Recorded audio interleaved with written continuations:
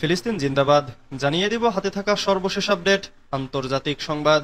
প্রথমেই সংবাদ শিরোনাম, ইসরায়েলের বিরুদ্ধে অপারেশন ট্রু প্রমিস 3 চালানোর হুঁশিয়ারি।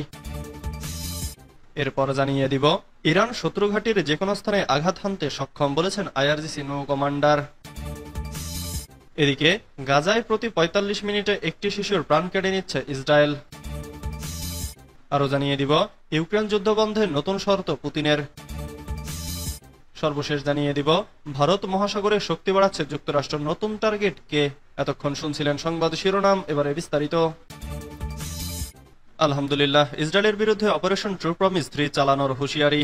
ইরানের সর্বোচ্চ নেতা আয়াতুল্লাহ আলী খামেনির একজন শীর্ষ সামরিক উপদেষ্টা নিশ্চিত করেছেন যে ইরান তার প্রতিশ্রুত অপারেশন ট্রু প্রমিস 3 পরিচালনার বিষয়ে অবিচল রয়েছে। মেজর জেনারেল ইয়াহিয়া রাহিম সাভাবি নামের ওই সামরিক উপদেষ্টা শুক্রবার একথা বলেন। তার ভাষায়, যদি এখনো ট্রু প্রমিস 3 বাস্তবায়ন না হয়ে থাকে তাহলে নিশ্চয়ই এর পেছনে কৌশলগত কারণ রয়েছে। এটি বাতিল করা হয়নি, অবশ্যই চালানো হবে। অভিযানটি চালাতে দেরি হওয়ার কারণকে কৌশলগত ও সচেতন পরিকল্পনার ফলাফল হিসেবে ব্যাখ্যা করেছেন মেজর জেনারেল ইয়াহিয়া। তার এই মন্তব্য এমন এক সময় সামনে এলো যখন ইরানের সশস্ত্র বাহিনীর প্রধান মেজর জেনারেল মোহাম্মদ বাঘিরি ঘোষণা দিয়েছেন অপারেশন ট্রু প্রমিস 2 চালানোর সময় ব্যবহৃত সামরিক শক্তির তুলনায় বর্তমানে ইরানের সামরিক সক্ষমতা 10 গুণ বেশি।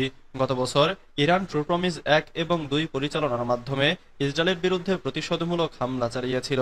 সেসব অভিযানে শত শত ব্যালিস্টিক মিসাইল ও ড্রোন ব্যবহার করা হয়, যা ইসরায়েলের সামরিক ও গোয়েন্দা সংস্থাগুলোতে নিখুঁতভাবে আঘাত হানে। ইরানি কর্মকর্তারা জানিয়েছেন, সেই হামলাগুলোতে ইরান কেবল তার সামরিক শক্তির একটি ক্ষুদ্র অংশ ব্যবহার করেছিল। ইরান শত্রুঘাটির যে কোনো স্থানে আঘাত হানতে সক্ষম বলেছেন আইআরজিসি নৌ কমান্ডার। ইরানের বিপ্লবী গার্ড বাহিনীর নৌ কমান্ডার রিয়ার অ্যাডমিরাল আলীরেজা তাংশিরি পুনরায় ইরানের সামরিক সক্ষমতার কথা উল্লেখ করে হুঁশিয়ারি দিয়েছেন। একই সঙ্গে দেশটির ক্ষেপণাস্ত্র ভান্ডার নিয়ে কোনো আলোচনার সম্ভাবনা নাকচ করে দিয়েছেন। আইআরজিসি নৌবাহিনীর কমান্ডার জোর দিয়ে বলেছেন, ইরানের ওপর কোনো আক্রমণ হলে তার কঠোর জবাব দেয়া হবে। তিনি বলেন, যদি ইরানের বিরুদ্ধে কোনো স্থান থেকে হামলা চালানো হয় তাহলে ঠিক সেই স্থানে পাল্টা হামলা চালানো হবে। ইরান শত্রুদের যে কোনো ঘাঁটিতে আঘাত হানতে সক্ষম। তিনি স্পষ্ট ভাষায় বলেন, ইরান কখনোই তার ক্ষেপণাস্ত্র শক্তি বা প্রতিরোধের ফ্রন্টের সক্ষমতা নিয়ে আলোচনা করবে না। ইরান কখনোই তার ক্ষেপণাস্ত্র বা প্রতিরোধ ফ্রন্টের শক্তি নিয়ে কোনো সমঝোতা করবে না। শনিবার বার্তা সংস্থা মেহেরকে দেয়া এক সাক্ষাৎকারে তিনি এসব কথা বলেন। রিয়ার অ্যাডমিরাল আলীরেজা তাংশিরি জানান, ইরান প্রতিবেশী দেশগুলোর সঙ্গে শান্তিপূর্ণ সম্পর্ক বজায় রাখতে চায় এবং তেহরান কারো জন্য হুমকি নয়। তিনি জোর দিয়ে বলেন, আমরা সব সময় অঞ্চলের দেশগুলোর সঙ্গে বন্ধুত্বপূর্ণ সম্পর্ক রাখতে চাই। মুসলমান হিসেবে আমরা প্রতিবেশী দেশগুলোর জন্য কোনো হুমকি নই। যদিও ইরান কারো সঙ্গে যুদ্ধ করতে চায় না, তবে তাংশিরি হুঁশিয়ারি দিয়ে বলেন, ইরানের স্বার্থ বা জনগণের ওপর কোনো আঘাত এলে এর কঠোর জবাব দেয়া হবে। তার ভাষায়, আমরা যুদ্ধ চাই না এবং তা কামনাও করি না, তবে শত্রু যদি আমাদের স্বার্থের ক্ষতি করে বা আমাদের জনগণের ওপর হামলা চালায় তাহলে তাদের জানা উচিত যে আমরা পাল্টা জবাব দেব। ইন্নানিল্লাহ, গাজায় প্রতি ৪৫ মিনিটে একটি শিশুর প্রাণ কেড়ে নিচ্ছে ইসরায়েল। গাজায় ইসরায়েলি বাহিনীর হামলায় প্রতি ৪৫ মিনিটে একটি শিশুর মৃত্যু হচ্ছে। ২০২৩ সালের ৭ অক্টোবর থেকে ইসরায়েল কমপক্ষে ১৭,৪০০ শিশুকে হত্যা করেছে। এর মধ্যে ১৫,৬০০ শিশুকে শনাক্ত করা সম্ভব হয়েছে। ধ্বংসস্তূপের নিচে আরও অনেক চাপা পড়ে আছে, যাদের বেশিরভাগই মৃত বলে ধারণা করা হচ্ছে। গাজার মোট জনসংখ্যার প্রায় ২৩ লাখই শিশু। গত ১৭ মাস ধরে ইসরায়েলি হামলার কারণে তাদের ঘরবাড়ি ধ্বংস হয়ে গেছে, তাদের স্কুল ধ্বংস করা হয়েছে এবং স্বাস্থ্যসেবা কেন্দ্রগুলো ধ্বংস হয়ে গেছে। গাজার স্বাস্থ্য মন্ত্রণালয় জানিয়েছে, ইসরায়েলি হামলায় এখন পর্যন্ত মোট নিহতের সংখ্যা বেড়ে ৫০,১৮৩ জনে দাঁড়িয়েছে। আহত হয়েছেন ১,১৩,৮২৮ জন। এর মধ্যে অধিকাংশই নারী এবং শিশু।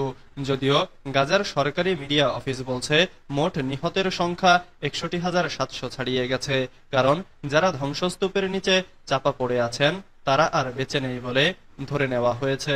এদিকে জাতিসংঘের পক্ষ থেকে জানানো হয়েছে, গাজা থেকে তাদের 1/3 কর্মীকে সরিয়ে আনা হবে। কোনোভাবেই তাদের নিরাপত্তা নিশ্চিত করা যাচ্ছে না, ফলে কর্মীদের তারা গাজায় রাখতে চাইছে না। ইউক্রেন যুদ্ধ বন্ধে নতুন শর্ত পুতিন ইউক্রেনের প্রেসিডেন্ট ভলোদিমির জেলেনস্কিকে সরিয়ে সেখানে অস্থায়ী প্রশাসন বসানোর প্রস্তাব দিয়েছেন। শুক্রবার রাশিয়ার উত্তরাঞ্চলের মুরমানস্ক বন্দর পরিদর্শন করতে গিয়ে সাংবাদিকদের সঙ্গে কথা বলেন পুতিন। এ সময় তিনি যুদ্ধবন্ধে এমন প্রস্তাব দেন। রুশ প্রেসিডেন্ট ভ্লাদিমির পুতিন যুদ্ধবিরতির প্রসঙ্গে বলেন, ইউক্রেনের বর্তমান সরকারকে অপসারণ করতে হবে। সেখানে সাময়িক একটি প্রশাসনকে ক্ষমতায় বসালে ওই প্রশাসনের হাত ধরেই যুদ্ধ বন্ধ হবে। এছাড়া পুতিন মার্কিন প্রেসিডেন্ট ডোনাল্ড ট্রাম্পের প্রশংসা করে বলেন, যুক্তরাষ্ট্রের নতুন প্রেসিডেন্ট ইউক্রেন যুদ্ধ শেষ করার বিষয়ে সচেতন। পুতিন বলেন, রাশিয়া যুদ্ধে তার লক্ষ্য অর্জনের দিকে ক্রমশ এগিয়ে যাচ্ছে। ইউক্রেনে অস্থায়ী প্রশাসন সম্পর্কে পুতিনের মন্তব্য তার দীর্ঘদিনের অভিযোগের সমাধান করবে বলে মনে করছেন অনেকে, কারণ মস্কো মনে করছে ইউক্রেনের বর্তমান কর্তৃপক্ষ বৈধ আলোচনার অংশীদার নয়। প্রেসিডেন্ট ভলোদিমির জেলেনস্কি জোর করে ক্ষমতায় রয়েছেন। ভারত মহাসাগরে শক্তি বাড়াচ্ছে যুক্তরাষ্ট্র, নতুন টার্গেটকে যে কোনো সময় ইরানের পরমাণু স্থাপনায় হামলা করে বসতে পারে যুক্তরাষ্ট্র। ডোনাল্ড ট্রাম্পের বিভিন্ন সময়ের হুমকিতে এমন বার্তাই প্রকাশ পেয়েছে।